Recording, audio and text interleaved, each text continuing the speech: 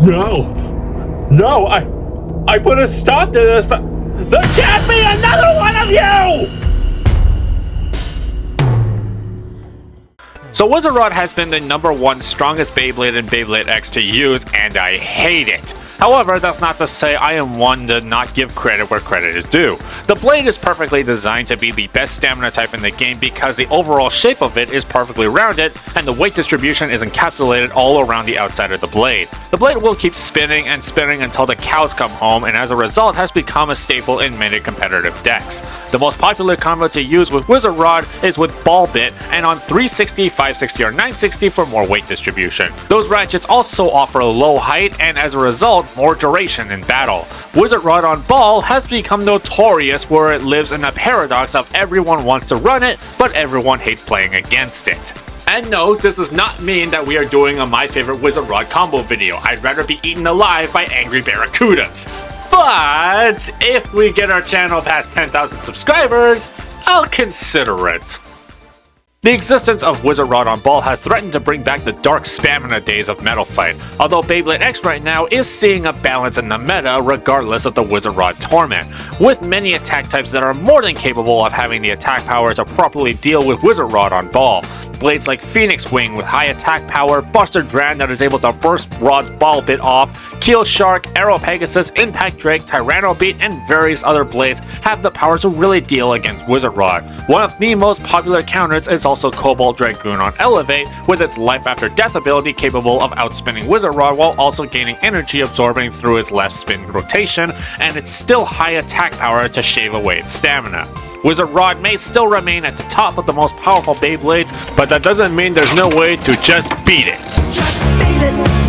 However, there is one combo that Wizard Rod users have discovered that may have become a viable substitute that may also be a bit better to use. Wizard Rod on 160 hexa. Crap! Now, we may not be making a favorite Wizard Rod combo video just yet. This new combo is actually not new, as there have been previous times that people have used this. It's only gotten more popular recently because of the new wave of attack types that have been flooding the game. The Hexa combo can be used with 960 as well, however 160 has generally been seen more favorable to use with Wizard Rod. Many people have been posting about Rod on 160 hexa helping them do well in their locals. The recent Secret Showdown tournament in Atlanta, Georgia had Rod on 160 hexa top the event. Even here in Winnipeg locals, Rod on 160 hexa has been seeing frequent play. My cousin Ray got first place frequently using Wizard Rod on 160 hexa. While it may seem like a weird build, it actually has really great tech in battle, having stamina, stability, and endurance. Let's analyze why. We'll start with the Hexa bit. Hexa is a bit that can tank big hits where it will reduce the impact and try to avoid being sent through the knockout zone. And when the blade gets destabilized, when it tilts, the design at the bottom can make it move back straight, and it also has greater amounts of burst resistance. When you mix Hexa with the stamina that Wizard Rod has, and with how rounded Wizard Rod's blade is, you have something at least on paper that can tank a whole bunch of hits and avoid getting the knockout. While the big hits can still shave away Wizard Rod's stamina, it will have a bunch left over that it becomes the point of inconsequence. Mixing this as a stamina and defense, it makes Wizard Rod on paper, a frequent spinner. Next up is the 160 Ratchet. While 160 is generally favored by attack types, it would seem strange to put this on Wizard Rod, which is a stamina type. But however, there is a property that 160 has that is beneficial to the survivability of this blade. Because of 160's shape, with the one point protruding out, it hops out of surfaces when the rotation lines up on the contact point. As a result, when Wizard Rod does get knocked into the pocket, there is a chance it can escape, therefore saving itself for a chance at a spin finish win.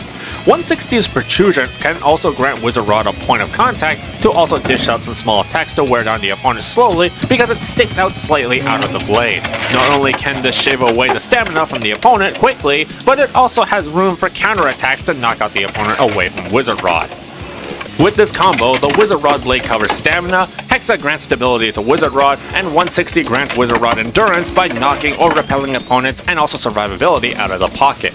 Wizard Rod in the arena is as completely nuts as it is when we described it, trying it out against a lot of attack types that are known in the meta for their power, and Wizard Rod on 160 hexa just completely tanks all of the hits, and even does a counterattack. So not only does Wizard Rod have more stamina to win by spin finish annoyingly as usual, but 160 hexa has granted its sustainability in the arena and attack capabilities so that it's not some punching bag anymore. Unlike Ball and 360 or 960 where Wizard Rod mostly just spun in place, 160 hexa allows Rod to move around to avoid attacks or build up momentum for counter force. The combo as well outspun fellow stamina devils like Silver Wolf and Pegasus Blast on Wheel. Heck, this even beat the initial counter to Rod, Cobalt Dragoon on Elevate. This combo is actually really accessible too, because you can easily build this combo for less than $20. You can actually find a Green 1 Wizard single right now that comes with Green 160 and Rush, therefore 2 out of the 3 parts that you need are fitted into a $10 starter. And Hexa you can also find with Hammer Incendio, which is another $10 starter. Or you can find the Blue Sword Phoenix Booster, which has a blue Hexa for $7, meaning the cost to build this combo is extremely cheap. Me being the artist that I am, I put a yellow 160 from the custom set on yellow Wizard Rod, and I used the green Hexa that I got from the green Ghost Circle from the random booster on green Wizard Rod. Now that I think about it, this combination is actually a combination put together through one part of each blade from Team Persona.